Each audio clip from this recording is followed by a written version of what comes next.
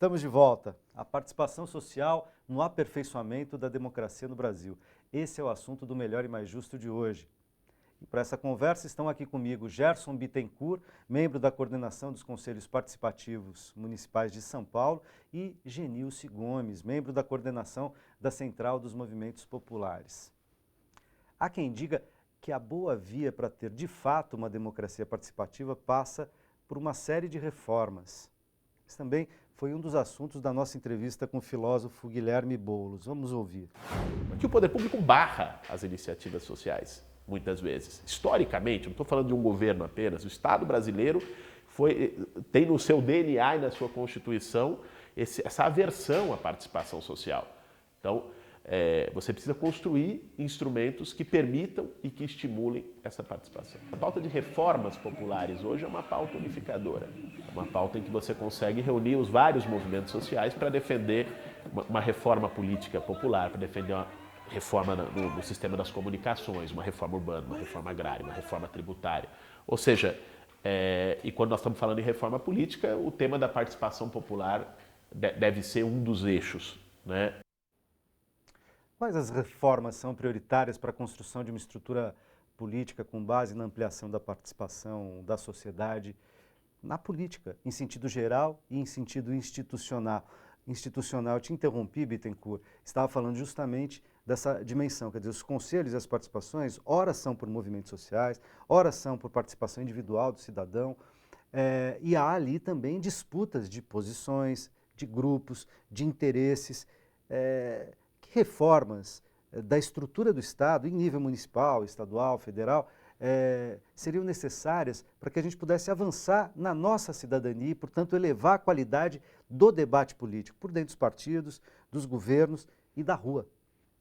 Bom, eu acho que eu concordo, as duas principais para arejar o espaço de participação, dar uma nova dimensão ao processo de construção da política pública de forma mais transparente, com prioridades definidas, monitorada e assim por diante. Eu acho que é a reforma política, não só a reforma política como muitas vezes se faz a discussão, reforma política você repactua as regras eleitorais, financiamento de campanha, fidelidade partidária e tal, então está resolvido com isso. Eu acho que isso é fundamental, é estratégico para reforçar os espaços de organização social. Mas é também aquilo que eu tinha dito no bloco anterior, que nós precisamos garantir o processo de participação institucional, de participação social, independente do governo que vai estar comandando aquela cidade, aquele até porque estado democracia há variação no governo. Exato. O espaço de participação institucional, o espaço de participação social, não pode ser entendido como um espaço de governo. É um espaço do Estado, seja lá em âmbito municipal, estadual e federal. Se nós não tivermos esta compreensão no processo de reforma política, que ao mesmo tempo ajuste o sistema político partidário e eleitoral, mas que qualifique, que amplie, que inove nessa participação, eu acho que a gente vai estar fazendo a reestruturação, que a gente chama de reforma política, só pela metade. E a outra é do sistema de comunicação. Não adianta a gente ter ainda um sistema oligopolizado, onde o conjunto das informações são utilizadas, sobretudo, não para informar, mas para fazer um processo de disputa desigual da política no Brasil. E é isso que é feito pela grande maioria dos meios de comunicação. Então, eu acho que tem que combinar. É importante dizer... E das forças conservadoras, sem né? dúvida. Você está falando isso, a gente está vendo tramitar no Congresso Nacional, nomeadamente na Câmara dos Deputados, em Brasília, capitaneada hoje, presidida pelo Eduardo Cunha, o que eles estão chamando de uma reforma política, que sequer é uma reforma eleitoral, é uma aberração que se tenta, então, usar sobre a fachada de uma demanda popular, como disse o Boulos, capaz de unificar a sociedade em direção, e os movimentos sociais em direção a certas aspirações, usando essa fachada para fazer, na verdade, negociatas, para fazer bravata e para fazer luta política, disputa política, inclusive do ponto de vista de tentar enfraquecer o governo da presidente Dilma, se juntando às vozes golpistas que estão hoje ali representadas no Congresso Nacional. quer dizer, há um conjunto de delicadezas, né, para pensar a participação social. Tá certo falar isso, Genilce? Então, eu acho que a questão, apontar a reforma do sistema político é importante e há vários movimentos na sociedade nesse sentido, né? A OAB propõe de um jeito, tem vários grupos aí propondo um tipo de reforma do sistema político. O movimento pensa que, e a partir do plebiscito, né, aquilo que foi pensado que é importante para a gente conseguir, se a gente fazer essa reforma, né, se a gente conseguir, não é esse arremedo que está sendo feito, isso aí foi, na verdade, um golpe, né, um golpe contra o plebiscito, antes que se coloque, né, o plebiscito e como até a própria presidenta Dilma estava disposta a isso, então vamos fazer antes que o povo faça. Aquele grupo de deputados lá dizendo, vamos fazer antes que o povo faça. Porque da forma como está o sistema político, quer dizer, nem a questão da mínima participação, que é o voto, né? Porque lógico que você tem uma sociedade, não são todas as pessoas que participam de movimento, que estão organizadas na sociedade civil, as pessoas participam com o voto. E isso está sendo...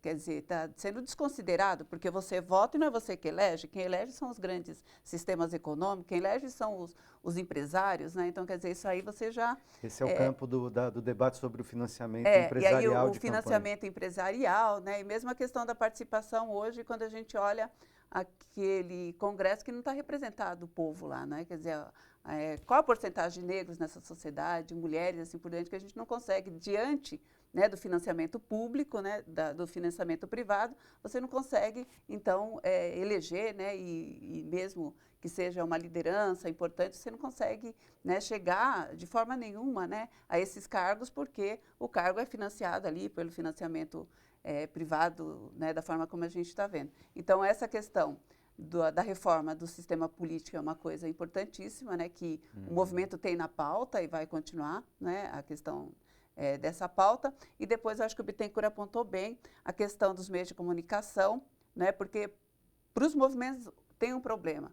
Toda a participação e toda a manifestação, né, lógico, que de um campo do movimento, ele é sempre criminalizado, né, esse movimento dos baderneiros, esse movimento daqueles, né, que não querem diálogo e dessa forma. E, por outro lado, para outro setor, é a própria mídia que chama a participação. Inclusive, esses dias eu até mandei um recado lá para um cara de uma rádio. Falei, escuta, você está chamando as pessoas, né, a aderirem.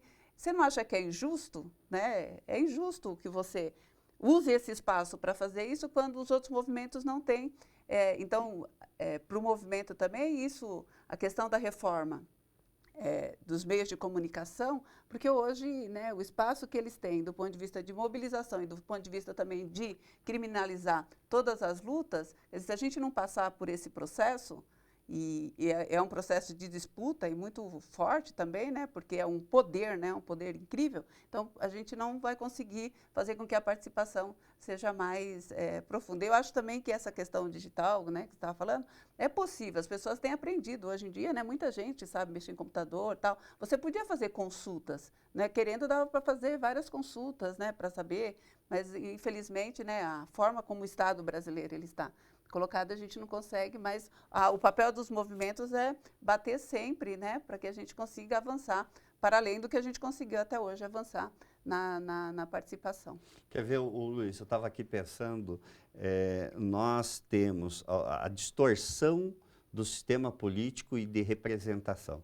Nós, o Estado de São Paulo, temos mais de 20% da população dos eleitores do país, mas temos 70 deputados federais de um universo de 513. Estamos subrepresentados do ponto de vista de cada indivíduo, um voto na mesma proporção. Nós somos um país hoje profundamente urbano e a maior bancada é ruralista. Nós somos um país, apesar da diminuição, que praticamente mais de 70% é católico, ou perto disso é católico. A maior bancada é evangélica. Nós temos cerca de 3% da população que tem algum tipo de atividade econômica que poderia caracterizar como empresário, pequeno, médio ou grande empresário. E a grande maioria são trabalhadores. Mas a maior bancada não é dos trabalhadores, é dos empresários. Então, assim, rapidamente, tem 4 itens aqui. Nós temos a maioria de mulheres e a bancada... Aí, ó, e a gente poderia ir fazer... 8% de mulheres no Aí, os negros. os Então, negros, a gente poderia... LGBT. Exato. A gente tem a representação no Congresso que não reflete aquilo que tem de organizado ou desorganizado na sociedade. Então, é uma estrutura...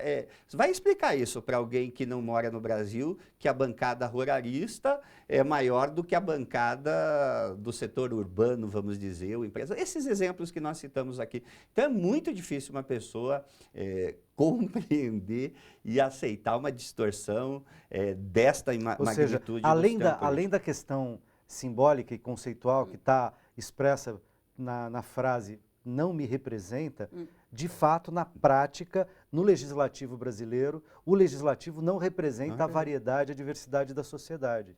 É isso mesmo, é isso mesmo. Eu queria aproveitar o exemplo, nós aqui na cidade de São Paulo também, além desse processo que eu expliquei aqui de construção das políticas públicas através dos conselhos participativos municipais, que tem problema, nem todo mundo participa, às vezes é uma briga de defender do posição A, posição B, muitas vezes o próprio poder público municipal não valoriza, mas nós estamos procurando inovar, utilizando também o processo de definição dos grandes temas para a cidade ou de uma determinada política pública através da opção da internet, que as pessoas possam escolher. Agora, recentemente, nós estamos num processo de votação, começou dia 15 de agosto, vai até agora no início de setembro, onde todo o cidadão pode, nos computadores, nas subprefeituras, em espaços diversos ou da sua casa, entrar lá e fazer a votação de um tema, no sentido, então, de proporcionar... O governo federal também lançou um grande portal agora de participação Se pegar... sobre os temas... Sobre vários temas, começa por alguns, depois passa para outros e assim por diante. Então, são ferramentas... várias áreas, não temas, né? Várias áreas. São ferramentas novas, já nem são mais tão novas, mas novas utilizadas no Brasil, no Brasil e no processo de participação, né? Um processo de participação exige que a gente busque a reformulação e a incorporação de tecnologias, de instrumentos de comunicação que são fundamentais para a participação. Bom, a internet, de qualquer modo, tem sido uma arena importante dos movimentos populares, dos movimentos sociais, digamos, das vozes progressistas desse país, embora com diferenças de posição, de ideias, enfim, e também, claro, da direita, da ultradireita, quer dizer, contempla todo mundo, né? Então, apesar, muitas vezes, do mau uso que se faz da internet, com violência, com crime, com intolerância, etc., a internet é uma ferramenta e é um ambiente, digamos, muito potente para que a participação ganhe densidade, ganhe qualidade, ganhe velocidade de difusão e também ganhe capacidade de disputa com a grande mídia, né? Porque, de certa maneira, o espaço de disputa com a grande mídia para os movimentos sociais tem sido a internet, né, Genice? Também, é uma trincheira, né? A gente fica pensando o que seria de nós se nós não tivéssemos a internet, né? Nesse momento, onde você vê todos os meios de comunicação a serviço, né, de um projeto, né, de um projeto golpista, na verdade, né? Porque tudo que a gente conseguiu avançar até hoje, e como você falou, talvez se a Constituinte tivesse sido, né, nesse momento, a gente não teria avançado tanto, quer dizer, a gente tem um retrocesso. Então, a internet tem sido mesmo esse espaço, é uma trincheira, né, que eu acho que tantos movimentos, as pessoas progressistas têm usado, porque, infelizmente, a mídia é controlada aí por essas famílias, que não dá para a gente contar nem no dedo das mãos, né, não dá nem 10 famílias que controlam, né, um instrumento que é uma concessão pública, né, e que a gente não tem, e teria que ser uma das reformas, teria que ser uma coisa discutida também, né?